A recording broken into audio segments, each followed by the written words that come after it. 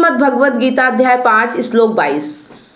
ये ही संस्पर्श जा भोगा दुख यो न एवते आद्यंतवंत कौन्तेय न ते सुरमते बुद्ध।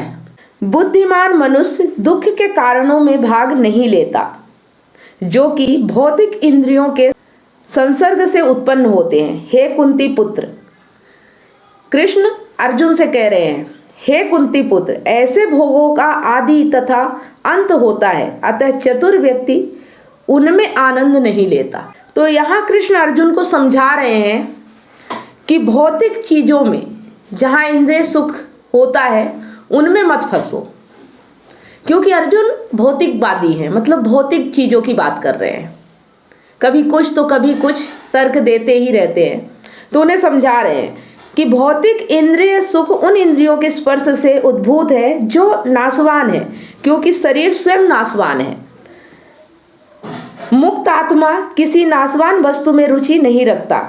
मुक्त आत्मा किसी नाशवान वस्तु में रुचि नहीं रखता, और अगर तुम रुचि रख रहे हो इसका मतलब तुम मुक्त आत्मा नहीं हो।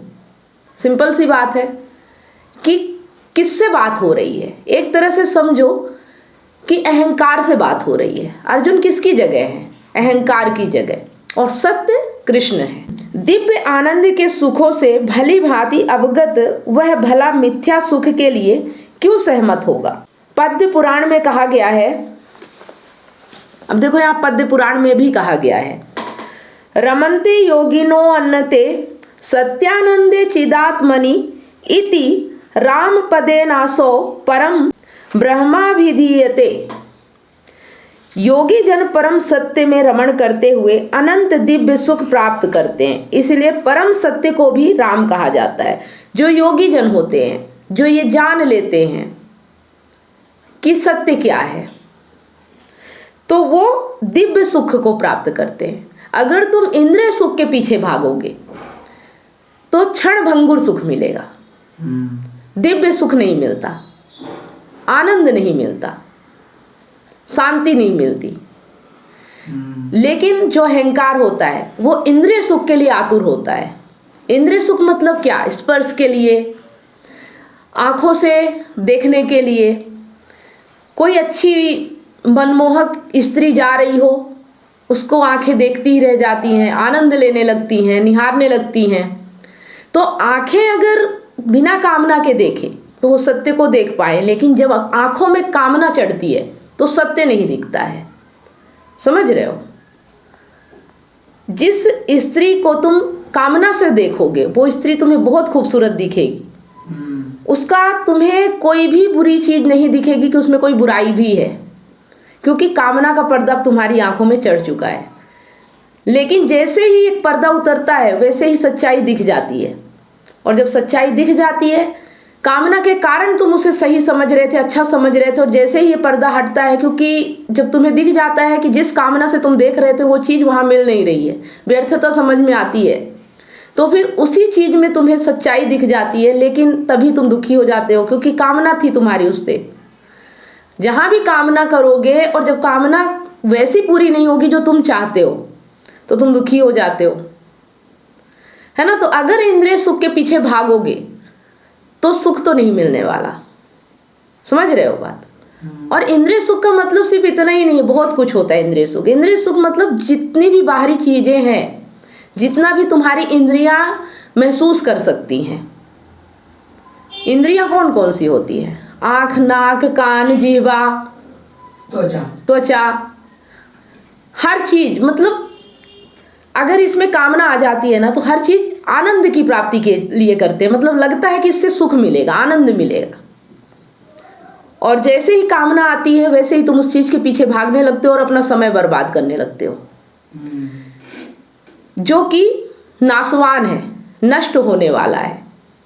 अक्सर देखा होगा कि हम जिस भी चीज को चाहते हैं तो हमें लगता है कि ये हमेशा हमेशा के लिए मिल जाए, है ना? अपने जीवन में जब हम किसी चीज के पीछे भागते हैं तो ऐसा सोचते हैं कि ये जो मिल जाएगा एक बार तो हम इसे छोड़ेंगे नहीं, हमेशा अपने पास ही रख लेंगे। लेकिन सोचो कि जब तुम्हारा शरीर ही नाशवान है तो बाकी चीजों को क्या है? सभी चीजें नष्ट होने वाली हैं। तो ये जो कामना होती है यही तुम्हारे दुख का कारण होता है। और कामना करने वाला कौन है? कामना करने वाला कौन है? अहंकार, राइट, है ना। क्योंकि जो सत्य में रमण करते हुए अनंत दिव्य सुख प्राप्त करते हैं योगी जन, जो योगी जन होते हैं सिर्फ वही समझते हैं कि सत्य क्या है। ठीक है। मुक्त आत्मा किसी नाशवान वस्तु में रुचि नहीं रखता, दिव्य आनंद के सुखों से भली भांति अवगत वह भला मिथ्या सुख के लिए क्यों सहमत होगा। बात समझ में आ रही है कि जिसे ये समझ में आ गया है कि दिव्य आनंद के सुखों से भली भांति अवगत है, जिसने ये जान लिया है कि दिव्य आनंद किसमें है, वो फिर मिथ्या चीजों के पीछे क्यों भागेगा, क्यों अपना समय बर्बाद करेगा, जहां पता है कि यहां आनंद है ही नहीं।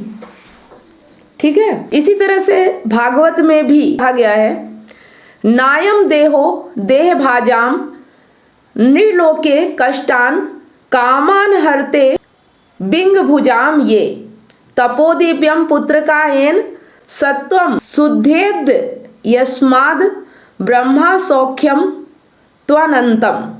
हे पुत्रो, इस मनुष्य योनि में इंद्रिय सुख के लिए अधिक श्रम करना व्यर्थ है। मतलब इंद्रिय सुख के लिए अधिक श्रम करना व्यर्थ है। मतलब समझ रहे हो कि जो भी बाहर हो रहा है और जो तुम्हारे शरीर को, जो तुम्हारे इंद्रियों को जरूरत है, वो ऑटोमेटिक प्रकृति तीनों गुणों के द्वारा हो रहा है। उसके लिए तुम्हें अधिक श्रम करने की जरूरत नहीं है। ऐसा सुख तो सूकरों को भी प्राप्त है। मतलब यहाँ पे कहा जा रहा है कि ऐसा सुख सुअरों को भी प्राप्त है, मतलब जानवरों को भी, है ना। जिस सुख के लिए तुम भाग रहे हो, जिस चाह में तुम सब कुछ भूले हो, वो सुख तो जानवरों को भी प्राप्त है। फिर तुम में और उनमें क्या अंतर रह गया? समझ में आ रहा है? नहीं, अंतर तो ठीक है, लेकिन यहाँ कहा जा रहा है कि इसके लिए इतनी मेहनत मत करो, मेहनत करो ज्ञान लेने के लिए। ये तो उन्हें भी आसानी से प्राप्त हो जाता है, तो तुम्हें भी प्राप्त हो जाएगा। लेकिन मनुष्य बहुत ज्यादा मेहनत करता है। हाँ, तो ये मनुष्य को बोला जा रहा है कि इतनी मेहनत मत करो। मेहनत क्यों करता है मनुष्य? क्योंकि मनुष्य कामना करता है। जानवर कामना नहीं करते हैं, उनके साथ तो जो हो रहा आसानी से हो रहा है। पर मनुष्य सोचता है कि मैं कुछ अलग कर लूंगा, कुछ अलग हासिल कर लूंगा, है ना। वो ये सोचता है कि मैं ही सब कुछ कर रहा हूं, तो मैं कुछ और भी कर सकता हूं। उसे ये भ्रम है कि वो कर रहा है। और कुछ भी हासिल करने के बाद आखिर में उससे भी बोर हो जाता है आदमी। तो यहाँ पे कह रहे हैं कि इसकी अपेक्षा तुम्हें इस जीवन में तप करना चाहिए।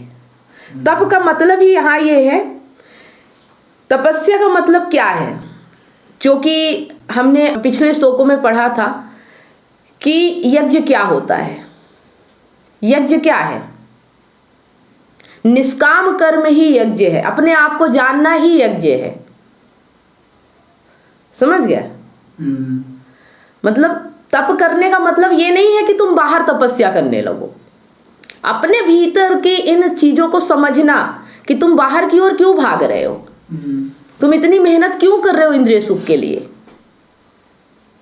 समझ रहे हो? इसी को समझना ही तप है ना। तप का मतलब ये नहीं है कि तुम जाके कहीं धुनी रमा के बैठ जाओ, ये मत करने लगना। क्योंकि यहाँ जो लिखा है ना, इसका मतलब बहुत लोग उल्टा समझ लेते हैं। और तप करने का मतलब है कि सब छोड़ छाड़ के जाके जंगल में बैठ जाएंगे, ठीक है ना। इसे मत समझ लेना। तप का मतलब है कि अपने भीतर झांकना कि जो ये बाहर हो रहा है ये क्यों हो रहा है, क्यों तुम इतनी मेहनत से पाने की कोशिश कर रहे हो जो चीज आसानी से उपलब्ध है। ठीक है। जिससे तुम्हारा जीवन पवित्र हो जाए और तुम असीम दिव्य सुख प्राप्त कर सको। असीम दिव्य सुख तभी मिलेगा जब तुम अपने आप को जानोगे, राइट, है ना। जानना है तुम्हें कि क्यों तुम इंद्रिय सुख के पीछे भाग रहे हो और क्या हासिल हो रहा है, तुम्हें क्या मिल रहा है। बस जो भी कर रहे हो उसे बेहोशी में नहीं, ज्ञान के साथ जानते हुए करो। अपने आप सारी चीजें समझ में आएगी और यही तुम्हें परम आनंद की ओर ले जाएगा। ठीक है।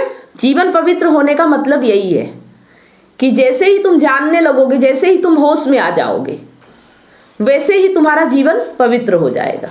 वह जो यथार्थ योगी या दिव्य ज्ञानी है वे इंद्रिय सुखों की ओर आकृष्ट नहीं होते, क्योंकि ये निरंतर भव रोग के कारण है। जो ज्ञानी लोग होते हैं वो इंद्रिय सुखों की ओर आकृष्ट का मतलब आकर्षित नहीं होते हैं।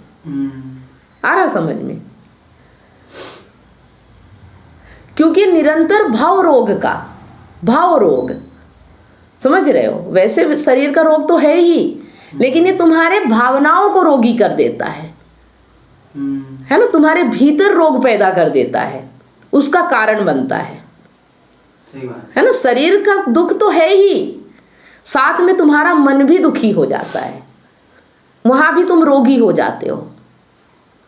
ठीक है? जो भौतिक सुख के प्रति जितना ही आसक्त होता है उसे उतने ही अधिक भौतिक दुख मिलते हैं। सही बात। तो यहाँ पे बात स्पष्ट हो गई कि जो व्यक्ति संसार के पीछे जितना भागेगा वो उतना दुखी होगा। हम क्या कहते हैं कि अभी हम पहले संसार की ओर भाग लेते हैं, फिर जानेंगे हम कौन है ना? अभी हमारे पास टाइम नहीं है, अभी हम भाग लेते हैं और ये नहीं देख रहे हो कि तुम अपना कितना टाइम व्यर्थ गवा रहे हो। सही बात है। संसार में ऐसा कुछ है ही नहीं जो तुम्हें शांति और आनंद दे जाए। अगर ये ज्ञान जिसे हो जाए, पहले ही समझ में आ जाए, वो अपना इतना समय क्यों व्यर्थ गवाए? है ना? हमें ये लगता है कि हम कर रहे हैं और इसीलिए हम भागते जाते हैं। हमें ये लगता है कि हमारे माध्यम से हो रहा है, हम ही करता है। अगर हम ना करेंगे तो हमारा जीवन व्यर्थ चला जाएगा, हमें इंद्रिय सुख नहीं मिलेगा। है ना? खाने को तो मिलता है, हमें पेट भर जाता है, लेकिन फिर हमें मालपुआ खाने की इच्छा होती है। ये मन भरता नहीं है। पेट तो भर जाता है, मन नहीं भरता है। कहने का मतलब है कि शरीर की भूख तो मिट जाती है, मन की भूख नहीं मिटती। तो इस मन की भूख को समझना है कि ये कहाँ से आ रही है। अगर मन ना हो, मन मतलब अहंकार अगर कामनाओं के पीछे ना भागे, तो इस शरीर की जरूरतें बहुत छोटी हैं, जो कि एक जानवरों की भी होती है, वो भी जी रहे हैं। लेकिन शरीर की जरूरत तो पूरी होती है, लेकिन मन नहीं भरता, जिसके वजह से ये इंद्रियों को भगाता रहता है। अगर तुम्हें खाना मिल रहा है, तुम्हें कपड़ा मिल रहा है, तुम्हें मकान मिला हुआ है, तुम्हारे पास वाहन है, इसके बाद भी तुम्हें संतुष्टि नहीं मिलेगी। सब कुछ उपलब्ध है, उसके बाद भी तुम भाग रहे हो, तो सोचो क्या मिल रहा है तुम्हें? सब कुछ उपलब्ध होने के बावजूद तुम भागे जा रहे हो, कहाँ जा रहे हो? क्या हासिल कर लोगे? तुम्हें लगता भी है कि ये दौड़ कब खत्म होगी? कभी नहीं खत्म। तुमको लगता है कि बस ये 10 दिन की दौड़ है, तुमको ऐसा लगता है, ऐसा प्रतीत होता है कि बस ये 1 महीने का काम है, ये 2 महीने का काम है। अभी मैं इसके पीछे भाग लेता हूँ, 2 महीने बाद में ये जो अभी छूट रहा है इसको बाद में कवर कर लूँगा। है? अगर तुम्हें कोई बोलता है कि बेटा तुम जहाँ भाग रहे हो वहाँ तुम्हें वो नहीं मिलने वाला जिसके लिए तुम भाग रहे हो, तुम कितना भी 2 महीने भाग लोगे, अंत समय में तुम यहीं खड़े मिलोगे जहाँ तुम अभी खड़े हो। 2 महीने तुम टाइम मांगते हो कि 2 महीने मुझे टाइम दो, मैं कुछ बड़ा करके दिखाऊंगा। बड़ा करने के बाद भी तुम यहीं खड़े रहोगे। है ना? तो जो आज यहाँ तुम्हें उपलब्ध है, जो मिल रहा है, तुम उसको छोड़ के 2 महीने बाद की कामना के लिए भाग रहे हो। सोचो, तुम उसको छोड़ के जो तुम्हें आज उपलब्ध है, तुम 2 महीने बाद क्या होगा जो तुम्हें पता भी नहीं है, तुम उसके पीछे आज छोड़ के भाग रहे हो। सोचो कि 2 महीने बाद मैं जो चाह रहा हूँ मुझे मिल जाएगा, मैंने जो कामना की वो 2 महीने में पूरी हो जाएगी, बस मुझे थोड़ा सा टाइम दे दो, 2 महीने में पूरी करके मैं अभी जो तुम बोल रहे हो ये 2 महीने बाद करूँगा।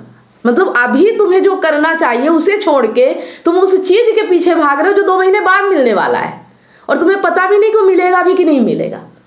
अब बताओ क्या है समझदारी? किसे कहते हैं? ज्ञान। पर हमें लगता है कि हमसे महान कोई है ही नहीं, हमसे ज्ञानी कोई है ही नहीं, हम तो महान हैं, हम तो बड़े ज्ञानी हैं। बाकी तो ये सब फालतू व्यर्थ की बातें हैं, ये मेरे काम की नहीं है, मुझे तो भी हासिल करना है, मुझे तो भी जीतना है ना? 1 साल का टाइम चाहिए, 4 महीने का टाइम चाहिए, 6 महीने का टाइम चाहिए, अरे छोड़ो यार, अभी ये गीता हटाओ, कोई काम की नहीं है अभी, पहले 2 महीने में कामना के पीछे भाग लेता हूँ, उसके बाद आऊँगा गीता पे। अब बताओ इसे क्या कहेंगे, क्या कहोगे इसे? आ रहा कुछ समझ में? ठीक है, तो यहाँ पे जो श्लोक का अर्थ है एक बार और समझ लेते हैं कि बुद्धिमान मनुष्य दुख के कारणों में भाग नहीं लेता, क्योंकि उसे पता है कि संसार में भागना ही दुख है। वो इसमें भाग नहीं लेता है, वो संसार के पीछे कभी नहीं भागता है। ठीक है ना? और जो भौतिक इंद्रियों के संसर्ग से उत्पन्न होते हैं, संसार में भागना मतलब भौतिक इंद्रियों के संसर्ग में आने से। ठीक है? हे कुंती पुत्र, ऐसे भोगों का आदि तथा अंत होना है, अतः चतुर व्यक्ति इसमें आनंद नहीं लेता। बस चतुर वही है, हम सोचते हैं हम संसार में विजेता बन के चतुर हो गए हैं। नहीं, चतुर वो है जो ये जान जाता है, जो इनके पीछे भागता नहीं है, जो इन्हें मान ही नहीं देता है, महत्व ही नहीं देता है। ठीक है? तो समझ में आ गया कि ज्ञानी व्यक्ति कौन होता है? जो इंद्रिय सुख के पीछे नहीं भागता, जो संसार के पीछे नहीं भागता, जो कामनाओं के पीछे नहीं भागता। तो अगर आपके जीवन में भी ये सब हो रहा है, आप बहुत महत्व दे रहे हो पैसे को, आप बहुत महत्व दे रहे हो लग्जरियस लाइफ स्टाइल को, और आप ज्ञान से दूर भाग रहे हो, कोई अगर आपको कह रहा है कि आपके जीवन में अगर दुख है तो इसका कारण ये है, आप समझने के लिए तैयार नहीं हो, तो समझ जाओ कि आप अंधी कामना के पीछे भाग रहे हो। ठीक है? जो कभी भी पूरी नहीं होने वाली। तो उम्मीद करती हूँ कि इस श्लोक का अर्थ आप लोगों को बहुत अच्छे से समझ में आया होगा। कमेंट करके जरूर बताएं।